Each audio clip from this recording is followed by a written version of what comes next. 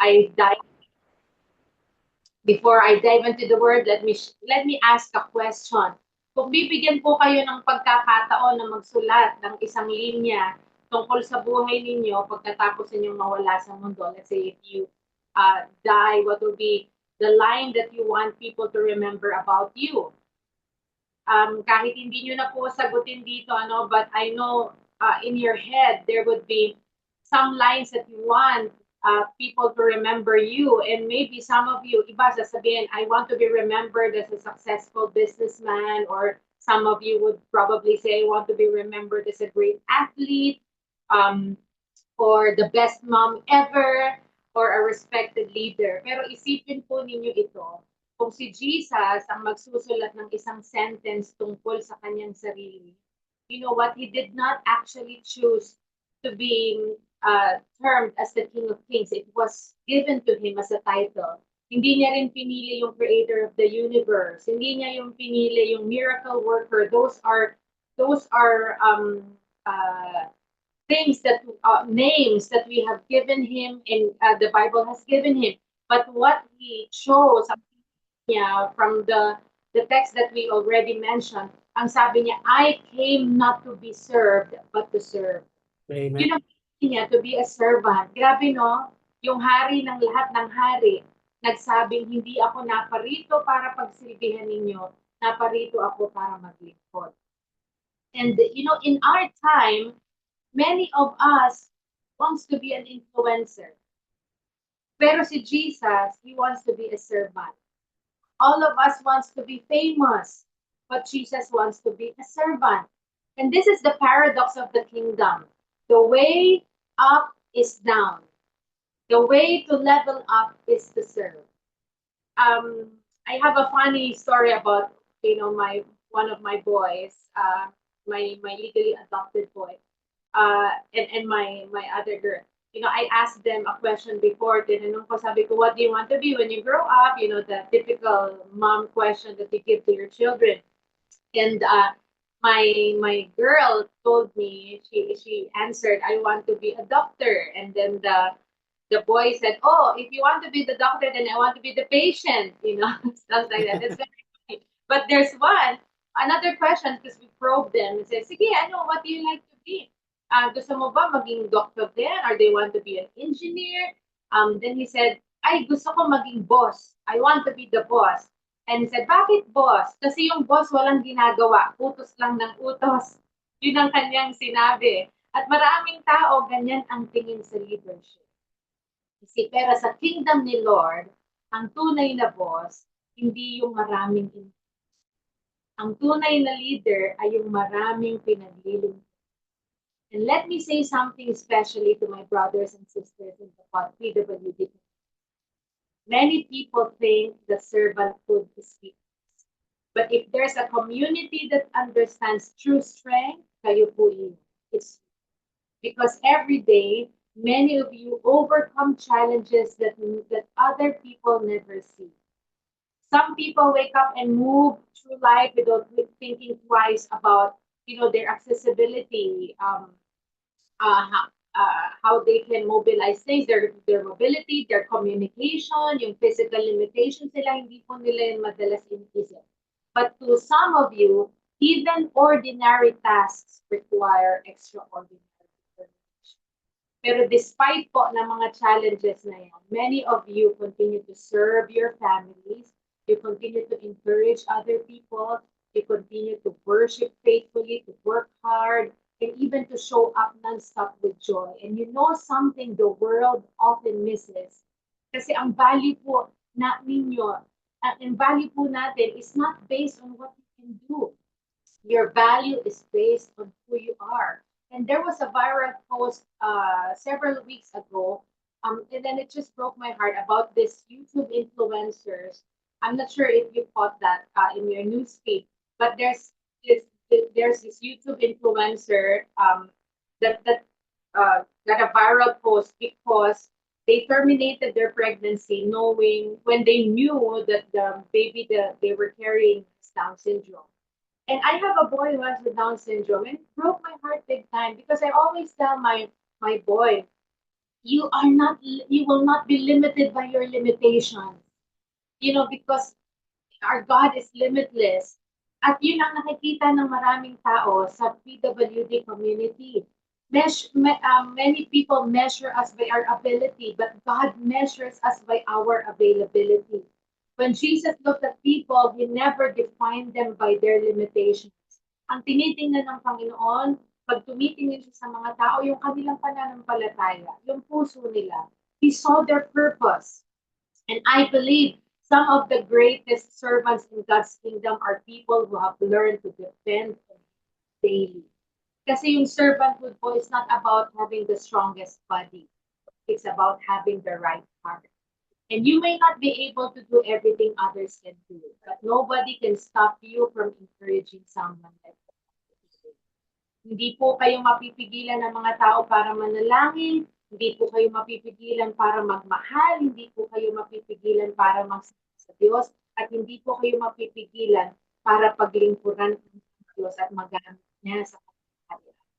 Your disability may affect your body, but it does not diminish your calling. Let me encourage you. It will never diminish your calling. In God's kingdom, you are not a project para kaawaan ng mga tao.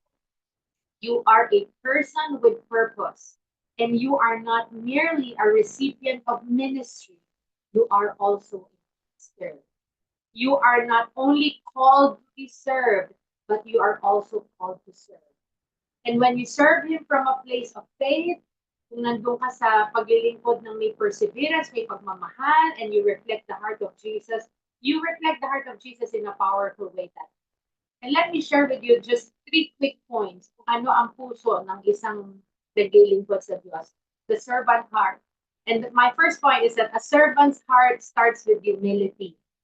Sabi sa Philippians chapter 2, verse 2. In humility, consider others better than yourself. Ang problema natin, naturally, tayong mga tao, we are actually very selfish. Pag tinignan po ninyo as an example, halimbawa, kapag group picture, when there's a groupie, not a selfie, but a groupie, and when you try to check the picture, pag tinignan nyo yung groupie, sino unang hinahanap ninyo sa picture? Di ba yung sa mga sarili niyo? If you look good. At kapag pangit tayo sa picture, ang automatic mong sasabihin, delete yan, pangit ako dyan. Kahit 20 tao ang maganda sa picture, tayo lang ang basihan. Kung tayo ganda ang itsura sa larawan na yun. Because selfishness comes naturally, but servanthood does not come naturally. Humility is not, let me make this clear. Humility is not thinking less of yourself. Hindi to para ang tingin mo sarili mo mas mababa ka sa ibang tao. That's not humility. Humility is thinking of yourself less. Hindi mo na masyadong iniisip yung iyong sarili, yung kapakanan. Si Jesus, alam niya na Diyos siya. Pero hindi insecure si Jesus. Hindi siya nagpapanggap. Handa siyang ibaba yung sarili niya para sa kapakanan. Kaya nga kahit siya'y anak niya, nagpunta siya dito sa atin sa lupa para tayo ay magkaroon ng katutusan sa atin. You see, the strongest leaders are secure enough to serve. Yung mga insecure leaders, they demand attention. They demand that people listen to them. Pero yung secured leaders, and so that's what we can gauge sa ating mga sarili, yung secured leaders, they actually give attention. They don't demand attention, but they give attention to others.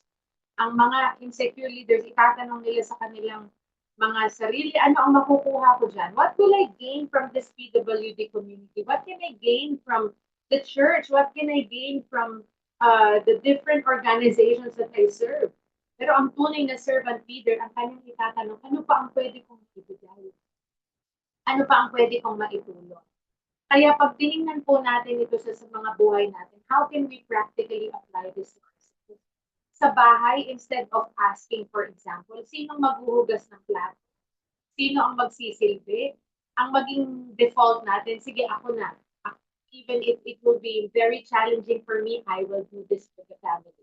Kung ikay nagtatrabaho sa opisina, hindi natin magiging lingwahe dapat yung hindi ko trabaho yan. kundi ang maging lingwahe natin, paano ako makakatulong pa sa iba. Sa ating simbahan,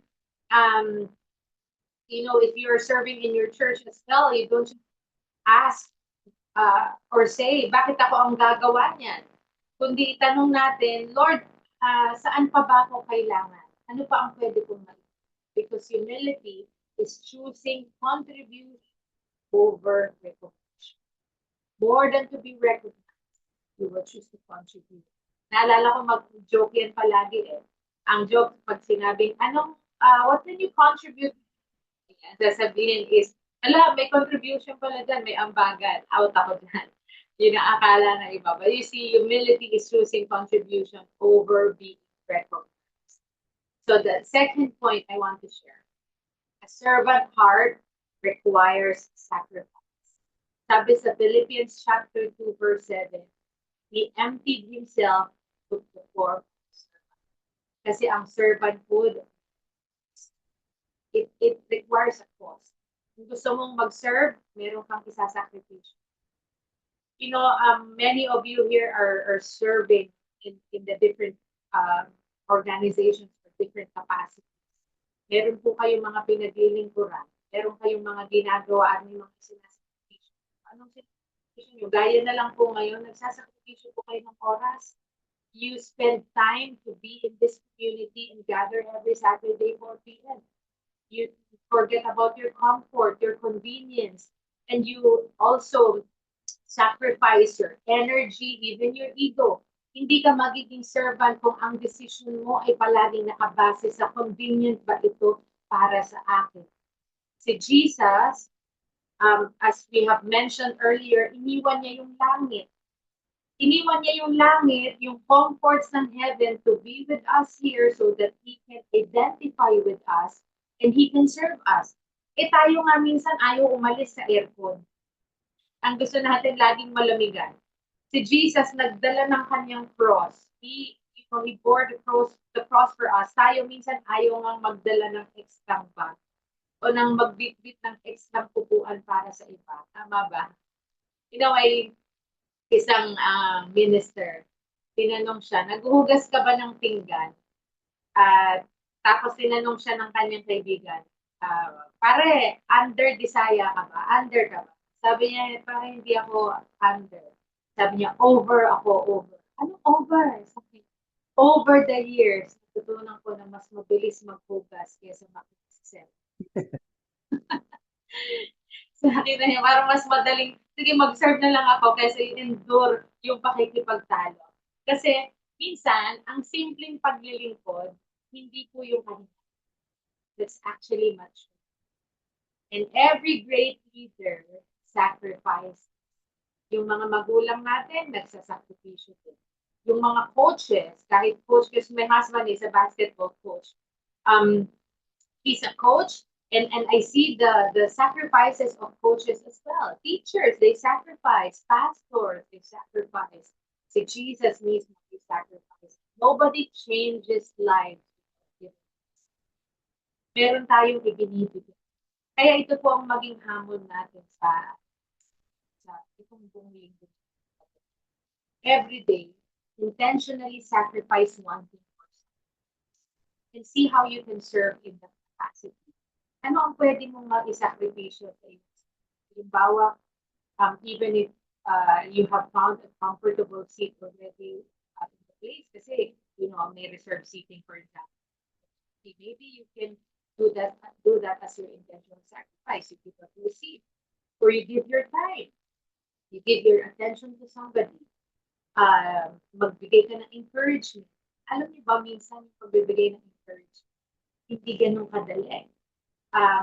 Other people find it very difficult to release an encouraging word. So maybe that can be your sacrifice for others this week. Write an encouraging note, send an encouraging text message. One thing that I really like with Brother Mark, every day, constantly sends me a prayer without fail. And it encourages me, that I know somebody is praying for me on a daily basis. And that can be a sacrifice for him, sending that over and over every day without fail. So that can be a sacrifice for you too. Send an encouraging note to somebody daily. Give help, because a servant asks, what can I give? And not just. My last point, the servant's heart trusts God for the reward. Kasi si Lord po ang ating. Philippians chapter 2 verse 9. Therefore, God highly exalted. Napansin po ba ninyo? Si Jesus, He humbled Himself. Jesus sacrificed Himself. At ang naging kapalit po nun, God exalted Him. Hindi po siya ang promote. It was God the Father who promoted Him. And this is what's very difficult in our generation because a lot of the people nowadays, we want instant recognition. We want everything instant. Kaya may instant noodles, meron tayo. Everything is microwavable. Gusto natin pati ang validation instant. When we post something, we want it to be viral right away. We want instant applause when we do things. We want cameras to follow us so that we can get validation, recognition. We want instant likes. We want instant followers. Meron nga akong nabalitaan. You will have to pay para makakuha automatically with, let's say, I saw this. You pay, let's say, 299 pesos so that you can have an additional 2,000 followers on your social media account because they feel, they can get things like that in an instant. Pero sa kaharian ng Panginoon, faith means believing God sees what nobody else sees. Kapag ikaw ang unang dumadating, kahit walang iba pang dumating sa simbahan o sa kung saang event o kung saang bagay ka gustong maglingkod sa Panginoon, kahit ikaw ang unang dumadating and nobody sees that, God sees that. Kapag ikaw ang huling umaalis, nakikita pa rin yan ng Panginoon. Kahit walang ibang nakakapansin, napapansin nito. Kapag walang ibang pumapalakpak, alam ng Panginoon. God sees, God knows, and God rewards. Ang great leaders serve even when nobody is watching because their audience of one, and that is God. Amen.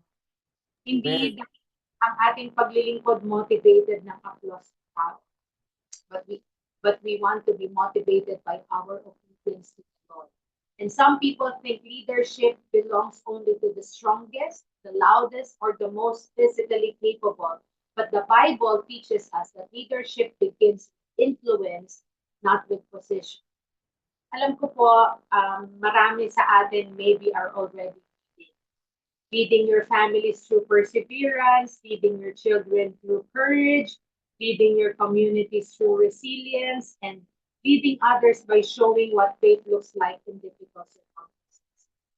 At minsan po, yung strongest testimony natin comes from someone who refuses to give up despite the challenges. That's why I'm very encouraged with people because you carry very strong testimonies in life.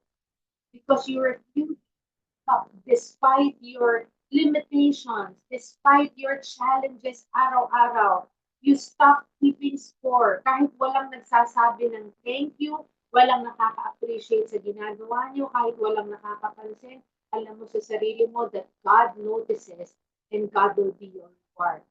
At ang minsan, ang reward natin, hindi agad-agad natin. Pero sigurado tayong darating ang reward. The same God who rewarded Jesus will reward faithful servants. And so let me end with this. You see, I try to be very, very short with my sharing because I believe in the saying, those who share short shall be invited. Ang Amen. nagtatanong, pinaiimbitahan muli. So Sige. let's with this. Ang sabi ng mundo, you have to level up by getting. Pero ang sinasabi ng Panginoon sa atin, you can level up by sleeping. The Amen. word says you have to climb higher. But Jesus, in the kingdom of God, economy of heaven, kneel lower. So make people serve you. That's the world's language. Language of God. Ang nakakagulat, the people who leave the greatest impact are usually not the ones who have the ones quietly serving. Kasi yung tunay na puso ng isang naglilingkod, kayang magbago ng pamilya, kayang baguhin yung mga workplaces ninyo, kayang baguhin yung mga ministries, even nation. And most importantly, it makes us look more righteous. And today, some of you may have spent years praying, Lord, why? Ito maaaring tanong ng marami sa atin sa Pilipinas. Lord, bakit ba ako ganito? Bakit ba ako kakaiba? Bakit ganitong nangyari sa akin? But perhaps God wants to remind you today, you are not an accident. You are not forgotten. You are not less valuable. You are not despised. And the same Jesus who washed feet, siya rin yung Jesus who touched the marginalized. He also was the one who welcomed those who were often overlooked. At siya yung tumawag na kahit sa taong hindi normal o hindi kagaya, He still has a purpose for you. And if you are willing to say, Lord, use me as exactly as today God is challenging you to surrender even your limitations to Him, your disappointments, kasi hindi naman nakawala. And sometimes you still get disappointed, you get discouraged. And you just have to surrender it to God daily. Say, Lord, I surrender to you. Not just my limitations, but my disappointments and my future. I surrender to you. And I believe today God is speaking to you. Perhaps you have been focused upon yourself also. Naka-focus ka sa sarili mong pangangailangan, naka-focus ka sa mga plano mo, your own comfort and your recognition. But the Holy Spirit is saying to us today, we have to become like Jesus. Not to be more famous, not to be more important, not to be, self-righteous, but He wants us to be more servant-hearted. And maybe God is calling some of us to serve. Serve your family, serve your spouse, serve your church, serve your community, serve in the effort. Kaya itong maging panalangin natin. Lord, give me a heart. Tanggalin mo yung pride. Kasi ngayon, Pride Month. But we want to give our pride. The world celebrates Pride Month. But our prayer, Lord, remove my pride. Because you said in your word, ang pride comes before all. Lord, teach me humility. Help me, Lord, to sacrifice. And help me, Lord, to trust you because you will be our reward. My focus, Lord, is not on the material reward, but my focus is on you as my ultimate reward. I pray that we will come before God and surrender that to Him. Kasi yung greatest level up natin sa buhay natin is not becoming more powerful. And Jesus came to be served. So I bless this PWD community. I bless each one of you and everyone who's serving alongside. I pray that God will enlarge our hearts to serve Him even more, and that you will keep looking unto Him as the prize, the goal that is set before Him, that is the mark is set before us. Yung joy will be complete sa ating mga buhay. Bless you as the blessings to you. The Lord will just keep opening doors of opportunities for you, that you will not be limited by your limitations, but the things that you do, even the very life, will give you all. Amen. God bless you. Amen. Praise. Yan, thank you po, Pastor Abdan. Thank you po.